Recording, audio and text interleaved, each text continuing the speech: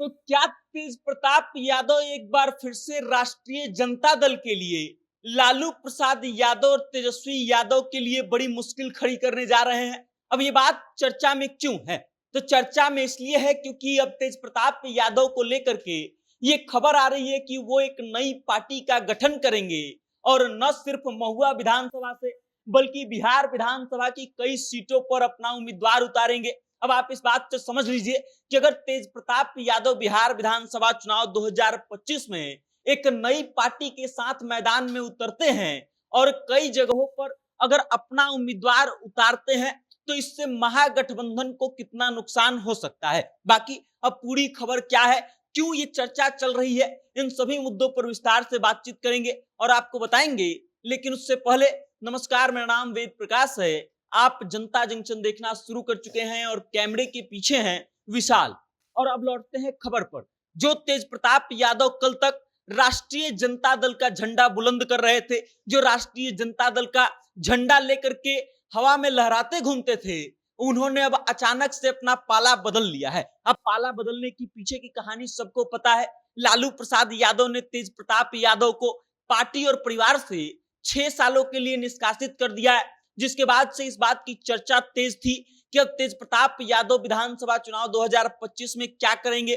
पिछले दिनों तेज प्रताप यादव का एक सोशल मीडिया पर पोस्ट आया था जिसमें उन्होंने इस बात का दावा किया था कि वो इतनी आसानी से हार नहीं मानेंगे और ये लड़ाई जो है वो आगे बढ़ेगी। और अब तेज प्रताप यादव ने अपने पत्ते खोलने शुरू कर दिए हैं। कल महुआ विधानसभा में तेज प्रताप यादव अपने कार्यकर्ताओं से मिलने पहुंचे थे। उसके साथ ही महुआ विधानसभा में जो निर्माणाधीन मेडिकल कॉलेज बन रहा है उसको देखने भी गए थे।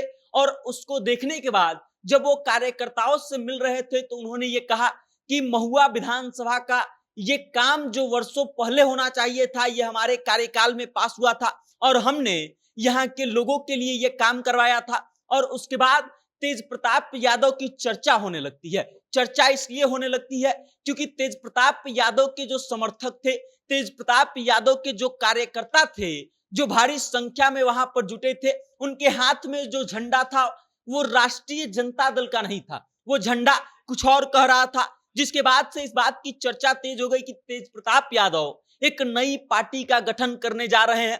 सामान्य तौर पर तेज प्रताप यादव के समर्थकों के हाथों में हरा झंडा जिस पर लालटेन का निशान हो दिखाई देता था, लेकिन इस बार तेज प्रताप यादव के समर्थकों के हाथों में हरा झंडा नहीं था, बल्कि तेज प्रताप यादव के समर्थकों के हाथों में एक पीला झंडा था जिस पर लिखा गया था टीम तेज प्रताप। अब आप इस बात को समझिए कि ये झंडा सिर्फ कार्यकर्ताओं के हाथों तक सीमित नहीं था, तेज प्रताप यादव के काफिले में शामिल तमाम गाड़ियों में यही झंडा लगा हुआ था। जिसके बाद से इस बात की चर्चा तेज हो गई कि तेज प्रताप यादव 2025 के विधानसभा चुनाव में बड़ा खेल करने वाले हैं। उसके बाद चर्चा ये भी शुरू हो गई कि तेज प्रताप यादव एक नई पार्टी बनाएंगे और उसके बाद महुआ समेत कई विधानसभा सीटों पर अपने पार्टी के उम्मीदवार उतारेंगे। और उसके बाद चर्चा इस बात की शुरू हो गई कि अगर तेज प्रताप यादव ऐसा कर देते हैं तो राष्ट्रीय जनता दल के लिए लालू प्रसाद यादव, तेजस्वी यादव और पूरा का पूरा महागठबंधन के लिए